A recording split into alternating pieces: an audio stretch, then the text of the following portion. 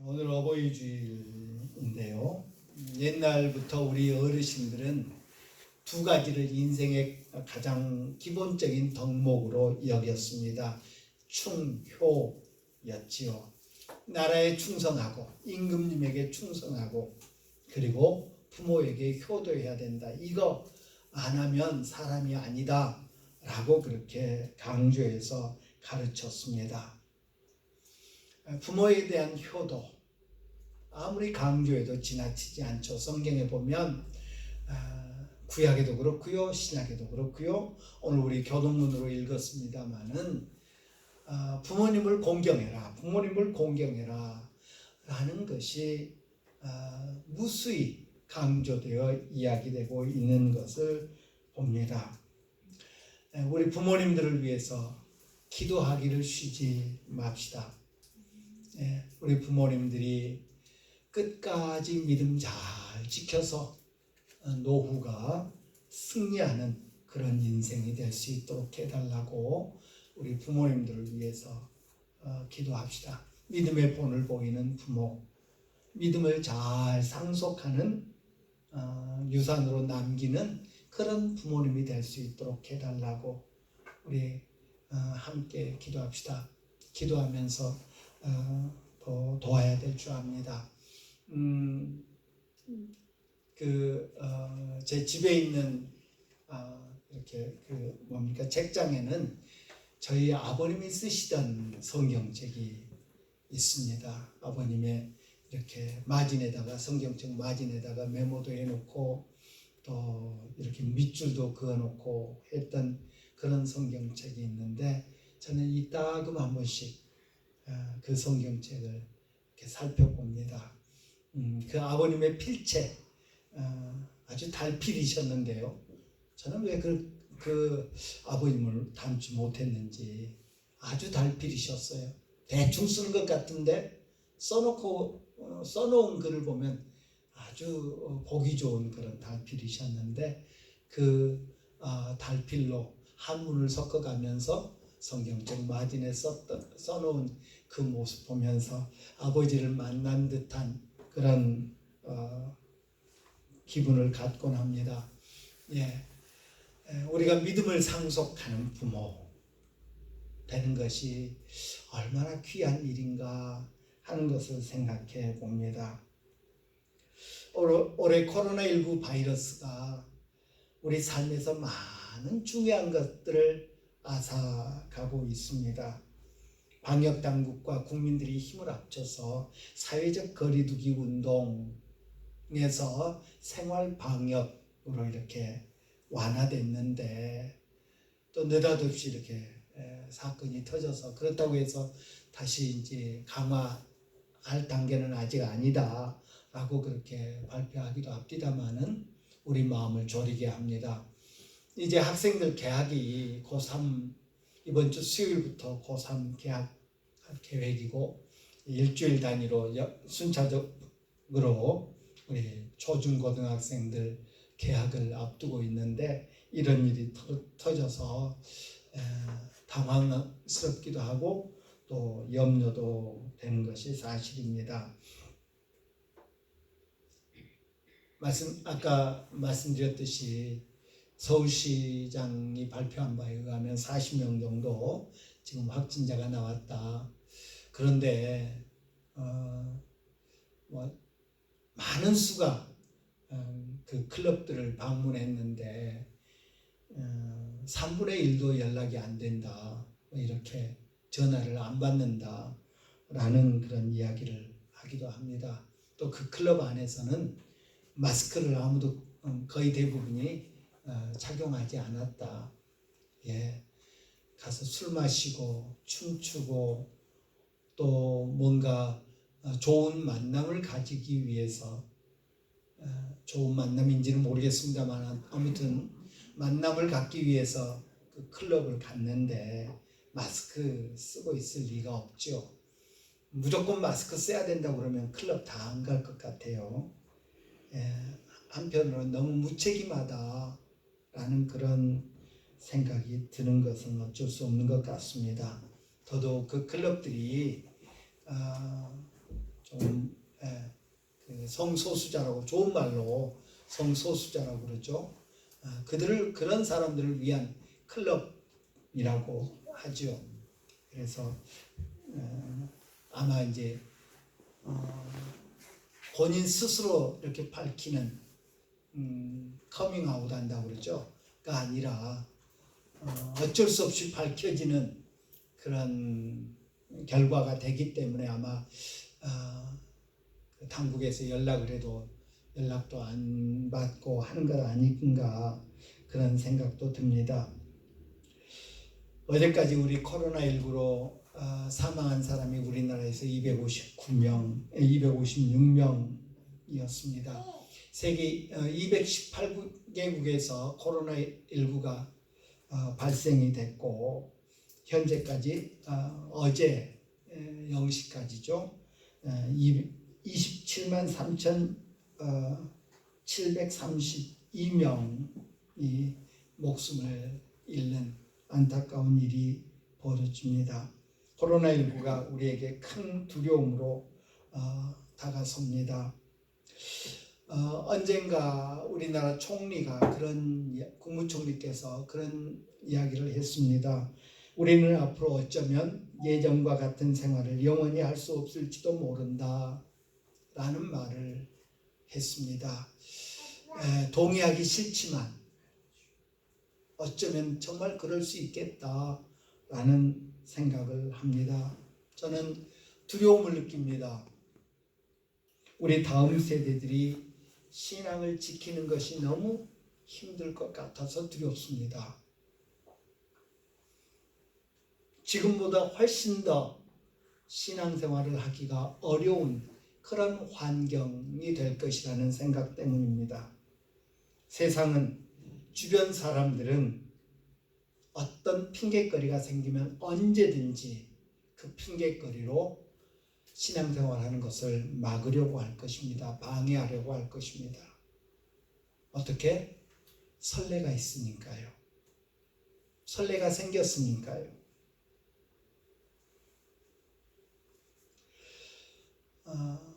오늘 어버이 주일인데 카네이션도 달아드리지 못하고 식사 대접도 못하고 해서 정말 안타깝고 죄송스러운 그런 마음입니다. 그럼에도 불구하고 우리 교회 모든 자녀들은 부모님에 대한 존경, 부모님에 대한 사랑 변치 않는다는 것을 우리 어르신들이 잊지 않았으면 좋겠습니다. 사랑의 통로, 하나님의 사랑의 통로 대신 우리 부모님들 그 은혜를 잊지 아니하는 우리 자녀들이 되어야 되겠습니다. 언제부터인가 우리 젊은이들 사이에 꼰대라는 말이 자주 사용되고 있습니다. 별 큰 의미를 갖지 않고 어른들의 문화, 어른들의 어떤 생각들을 빗대어서 이르는 말이라고 여깁니다만은 그럼에도 불구하고 그 꼰대라는 말 속에는 어른들에 대한 비아냥거림이 담겨 있는 것 같아서 참 안타깝습니다. 또 우리 아이들이 저한테 묻더라고요. 라떼 is horse라고 하는 말 아냐고. 라떼 is horse. 그 커피 라떼 있잖아요. 우유에다가 탄 커피. 라떼 is horse. 말. 라떼는 말이다. 우리 어른들이 내 때는 말이야. 내 때는 말이야. 옛날에는 내가 젊었을 때는 쉽게 그런 말 하기 쉽죠. 격변기에 우리 어르신들이 살았습니다. 촉은 목피하는 시대로부터 지금 엄청난 부유한 삶까지의 그 격변기를 살아왔기 때문에 옛날 이야기를 자주 하게 됩니다. 내가 어렸을 때는, 내가 젊었을 때는, 내가 그 교회에서 청년부일 때는, 내가 교회 학생회 일때는 내 때는 말이야, 내 때는 말이야. 이제 그거를 이제 우리 젊은 친구들이 재미있게 라테 is horse, 라테는 말이다 라는 그런 표현을 합니다. 예, 우리 어른들은 어른들대로 자녀들에게 과거에 얽매인 그런 모습이 아니라 본을 보이고 믿음으로 도전하고 믿음의 유산을 남기고 우리 자녀들은 자녀들대로 그런 부모를 이해하면서 존경하면서 사랑하는 그런 우리 가정 되기를 간절히 소원합니다. 우리 기도해야 되겠습니다. 우리의 신앙이 이 환경을 이길 수 있는 신앙이 되게 해 주십시오. 우리의 믿음이 우리를 둘러싸고 있는 그런 여건들을 이길 수 있는 그런 믿음이 되게 해 주십시오. 예배가 회복되고 찬양이 회복되고 기도가 회복되는 그런 우리들이 되게 해 주십시오. 간절히 기도해야 될 때다라고 여겨집니다. 바벨론의 포로로 잡혀간 유대인들이 페르시아 왕 고레스의 명령에 따라서 예루살렘으로 돌아올 수 있게 됩니다. 그때가 주전 538년의 일이었습니다.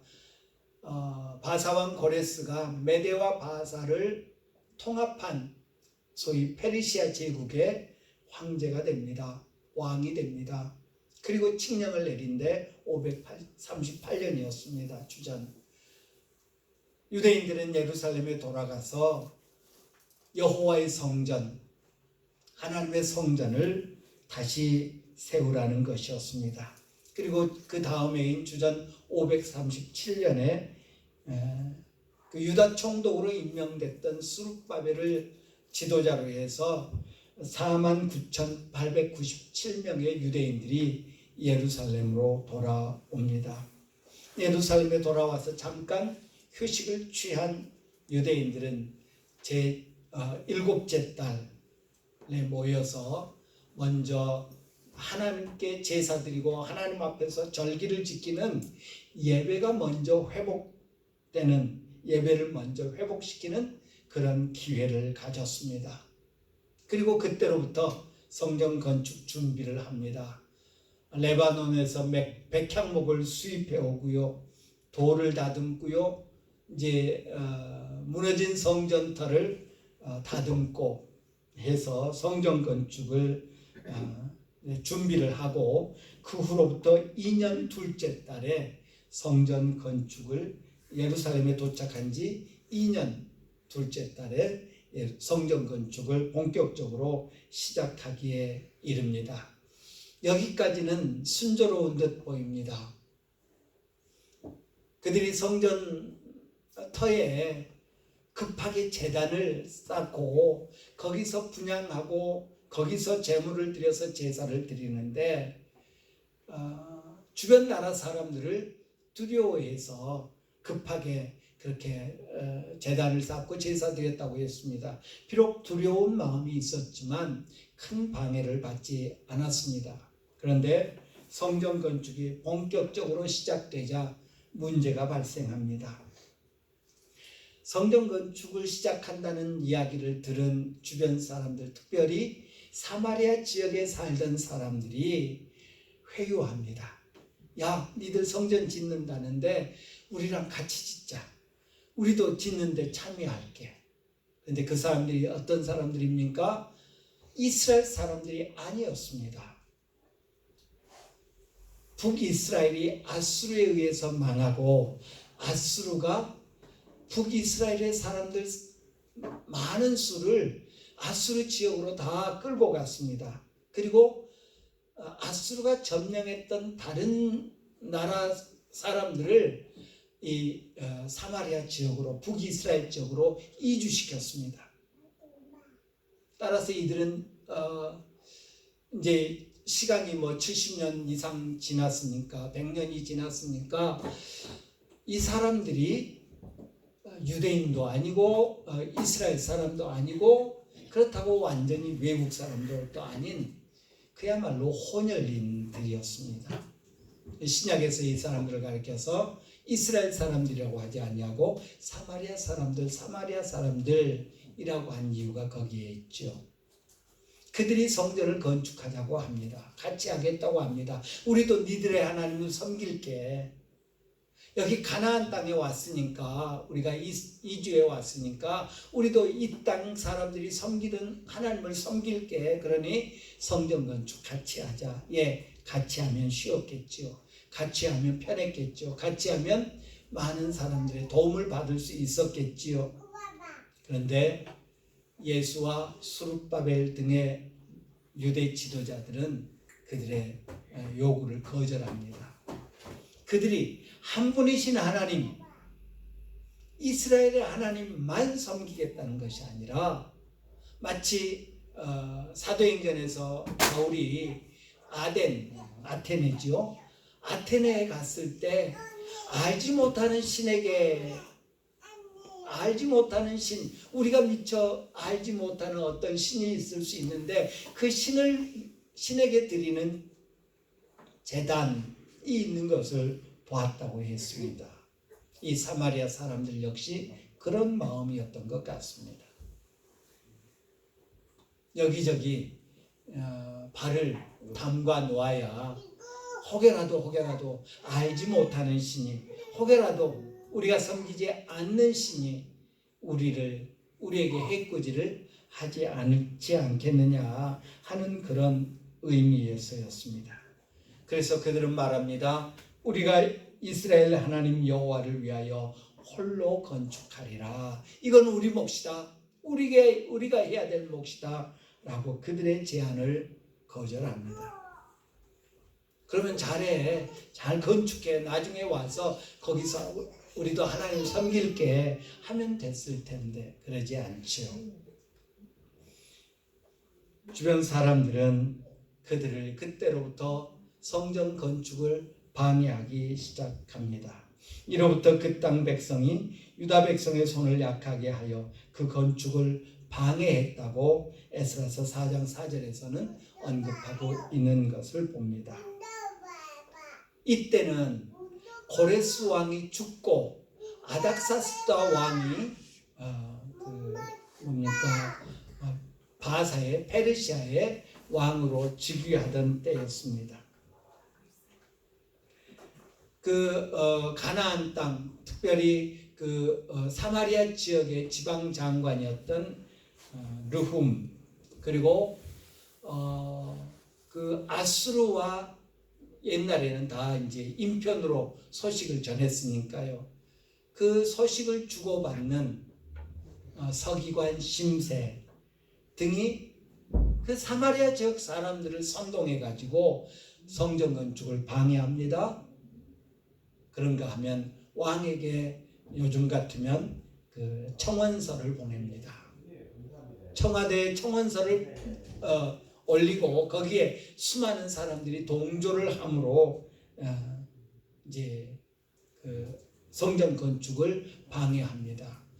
이들이 성전을 짓고 예루살렘 성을 보수하고 하면 분명히 나중에 이들이 페르시아를 배반할 겁니다.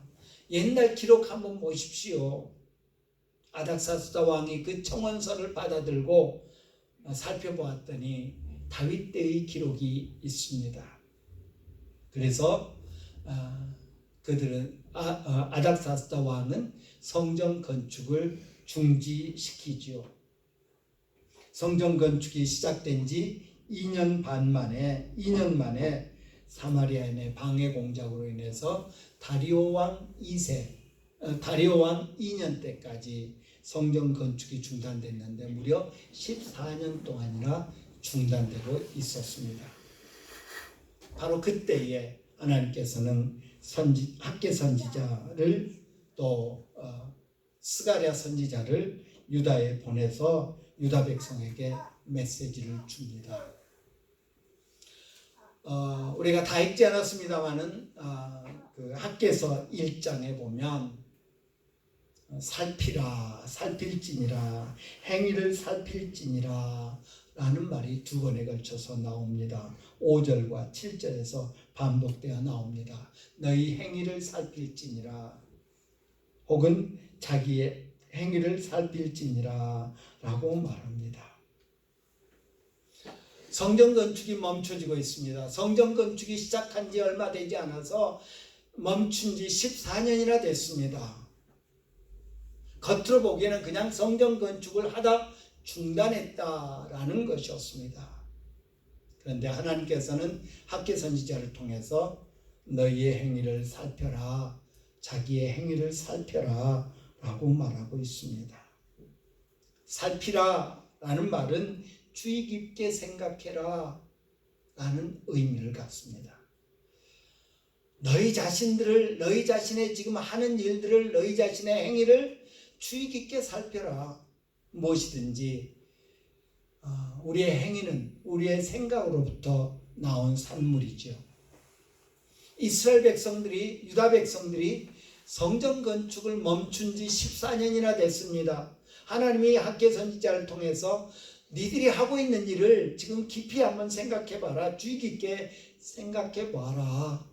왜 지금 성전 건축이 멈춰져 있는지 한번 생각해 봐라 라고 말씀하고 있는 것입니다. 왜 유다 백성들이 성전 건축을 멈추고 있었을까요? 첫째는 외적 요인을 생각할 수 있습니다. 두려워서였습니다. 두려움 때문이었습니다. 주변 나라 사람들이 두려웠습니다. 아닥사스다 왕의 칙령, 명령이 두려웠기 때문입니다. 르훔, 심세, 당시의 실세들이 주변 나라 사람들을, 주변 사람들을 선동해 가지고 방해합니다. 유다 백성들은 한 5만 명 정도 돌아왔다고 그랬습니다. 많은 수가 아닙니다. 물론 거기에 살던 유대인들도 있었지만요. 그러나 주변 나라 사람들에 비하면 수적으로 열세입니다. 군사적으로 열세입니다. 모든 면에서 열세인 이 유다 백성들은 주변 나라 사람들이 두려웠습니다. 그들의 방해가 두려웠습니다. 뿐만 아니라 말씀드렸듯이 르훔, 심세를 위시한 주변 사람들이 왕에게 호소문을 올려서, 청원서를 올려서 왕이 칙령을 내립니다. 가만 살펴보았더니 그 큰 왕이 있어가지고 주변 나라 모든 사람들이 강 동편에 있는 나라들까지 주변 나라 사람들이 유다 사람들한테, 이스라엘 사람들한테 조공을 바치고 했다면서 그 나라 커지면 안 되겠구나. 그러니 멈춰라. 공사 중지 명령을 내렸던 것입니다. 르훔과 심세에게 편지를 보내서 빨리 중지시켜라. 권력을 사용해서 중지시켜라 라고 명령을 내립니다. 군사력을 사용하라는 말입니다. 주변 나라 사람들과의 갈등을 피하기 위해서 성전 건축을 멈춰야 했습니다. 자신들을 통치하고 있던 페르시아 제국의 명령이 두려워서 그들은 성전 건축을 멈출 수밖에 없었습니다. 외부의 압력, 사람들에 대한 두려움은 그들로 성전 건축을 멈추게 하였습니다. 사람들에 대한 두려움은 그들로 하여금 하나님을 위한 손을 멈추게 했더라는 말입니다. 오늘 본문에 보면 성전을 재건하는 것이, 성전을 다시 세우는 것이 하나님이 기뻐하시는 일이라고 분명히 말하고 있는데, 그들은 사람들의 비유를 맞추려고 하다가 사람들의 협박에 굴복해서 하나님이 기뻐하시는 일을 멈추었더라라는 것입니다. 우리는 어떻습니까? 우리는 혹시 사람에 대한 두려움 때문에 사람에게 비유를 맞추려고 하다가 하나님의 일, 하나님이 기뻐하시는 일을 멈추거나 뒤로 미루지는 않느냐 하는 것입니다. 성전 건축을 멈춘 이유 중에 하나는 외부적인 문제였습니다. 다른 사람들, 다른 나라 사람들, 권력 있는 사람들, 힘 있는 사람들, 두려움이 성전 건축을 중단하게 하는 요인이었습니다. 그런가 하면 성전 건축을 멈춘 또 다른 이유는 평화와 안정 때문이었습니다. 성전 건축을 할 때에는 두려움이 있었습니다. 갈등이 있었습니다. 그런데 성전 건축을 멈추었습니다. 그러니까 평화가 찾아오는 것 같습니다. 물론 그 평화는 온전한 평화가 아니었고, 그 평화는 잘못된 평화였고, 그 평화는 거짓된 평화였음이 분명합니다.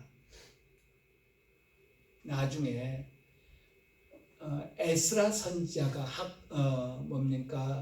학사 겸 제사장인 에스라 선지자가 예루살렘에 도착합니다. 3차 귀환 때인 것으로 여겨지는데, 예루살렘에 도착해 보니 큰 문제가 발생했습니다. 나중에 보겠습니다마는 예루살렘에 도착해 보니까 하나님이 그토록 싫어하시는 일들을 유대인들이, 그것도 유대 지도자들이 하고 있었습니다. 뭐죠? 주변 나라 사람들의 여자들을 데려다가 아내를 삼고 며느리를 삼는 그런 일이 벌어졌습니다. 이방 사람들과 통혼하는 것 하나님께서 엄히 금하신 일이었습니다. 그런데 지도자들이 나서서 앞장서서 방백들이 주변 여자들을 데려다가 아내를 삼고 혹은 며느리를 삼는 그런 일을 하고 있었습니다. 무슨 말이죠? 주변 나라 사람들과 잘 지내고 있었다는 말입니다. 주변 나라 사람들과 평화롭게 지내고 있었다는 말입니다. 하나님이 어떻게 생각하든 하나님이 어떻게 명령하셨든 지금 유대인들은 주변 나라 사람들과 평화롭게 지내고 있습니다. 누이 좋고 매부 좋고 좋은 것이 좋은 것이었습니다. 유대인들은 성전 건축을 멈추는 대신 이방 사람들과의 관계를 잘 유지하고 있었습니다. 오늘 본문에 보면 이 성전이 황폐하였거늘 너희가 학개서 1장 4절에서 하나님께서는 학개를 통해서 유다 백성들에게 말씀하십니다. 이 성전이 황폐하였거늘 너희가 이때 판벽한 집에 거주하는 것이 옳으냐? 라고 말합니다. 판벽한 집, 제대로 지어진 집, 잘 지어진 집에서 니들은 살고 있구나. 현실에 안주하고 있었다는 말입니다. 마치 여기가 좋사오니 하는 그런 모습과 다를 바 없겠지요. 또 활발한 경제활동을 하고 있습니다. 많은 씨를 뿌리기도 하고요. 품삯을 주고받기도 하고요. 혹은 먹고 마시고 따뜻한 옷을 입고 그야말로 잘 먹고 잘 살았다더라 라는 모습이 당시 유대인들의 모습이었습니다. 아니, 잘 먹고 잘 살려고 애를 쓰고 있는 모습이라고 말이야 옳겠지요. 하나님이 명하신 성전 건축은 멈춰진 지 14년이나 되는데 그들은 먹고 사는 일에 매진하고 있습니다. 잘 먹고 잘 사는 일에.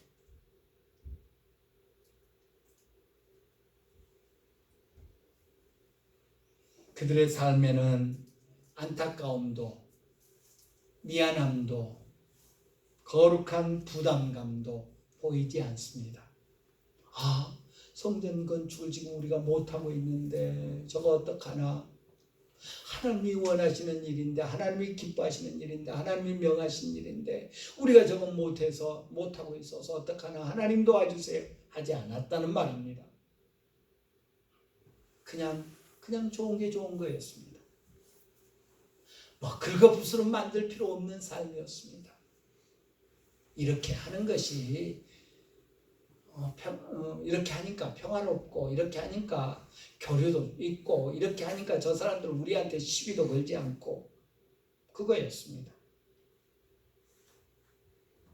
그런 그들에게 내 행위를 너희의 행위를 살피라고 말씀하십니다. 살펴봐라. 너희 자신들을 한번 살펴봐라. 너희들의 지금 하고 있는 일을 한번 살펴봐라. 라고 말씀하십니다. 우리들은 어떻습니까? 하나님의 뜻, 하나님의 명령, 하나님의 말씀에 대한 거룩한 부담감이 있는지요? 나를 위해, 가족을 위해, 부모님이나 자녀들을 위해, 교회를 위해, 나아가 나라와 민족을 위해 거룩한 부담감을 가지고 있는지, 앞으로 살게 될 세상, 우리 자녀들이 살게 될 세상에 대한 거룩한 부담감이 있는지. 그래서 정말 기도해야 되겠구나. 정말 믿음으로 우리 자녀들에게 본을 보여야 되겠구나 하는 그런 거룩한 부담감이 있는지 우리 자신을 살펴야겠습니다. 우리 자신의 신앙 상태를, 우리 자신의 신앙 생활을 살피고 있는가 우리를 돌아봅시다. 그냥 좋은 게 좋은 거라는 생각으로 우리 흔히 그렇게 이야기하죠. 물에 물 탄 듯 술에 술 탄 듯 그런 삶을, 그런 신앙 생활을 하고 있지는 않는지. 다른 사람이 하자는 대로, 세상이 하자는 대로 세상에 끌려가고 세상에 동조하고 세상에 비유를 맞추고 하는 그런 우리의 모습은 아닌지. 베드로 일행에게, 베드로와 요한에게 세상은 자기들과 타협할 것을 요구합니다. 그러나 베드로는 우리가 당신들의 말을 듣는 것이 옳겠습니까? 하나님의 말씀을 듣는 것이 옳겠습니까? 한번 판단해 보십시오. 라고 말하죠.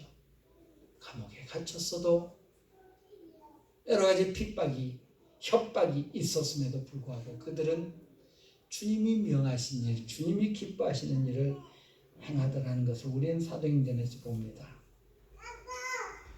혹시라도 주변 사람들의 손가락질이 두려워서, 비난이 두려워서, 그들의 반대가, 그들의 방해 공작이 두려워서 맹목적으로 따르고 있지는 않는가. 우리 자신을 돌아봅시다. 세상의 권력이 두려워서 거짓 평화에 침착하면서 현실에 안주하면서 우리 자신의 평화를 위해서, 우리 자신의 안위를 위해서 하나님이 우리에게 요구하시는 것은 뒷전으로 남겨두는 그런 우리들이 되지 않아야 되겠습니다. 하나님은, 우리 주님은 우리에게 십자가 지라고 그랬지 잘 먹고 잘 살라고 한 것 아님을 우리는 기억해야 되겠습니다.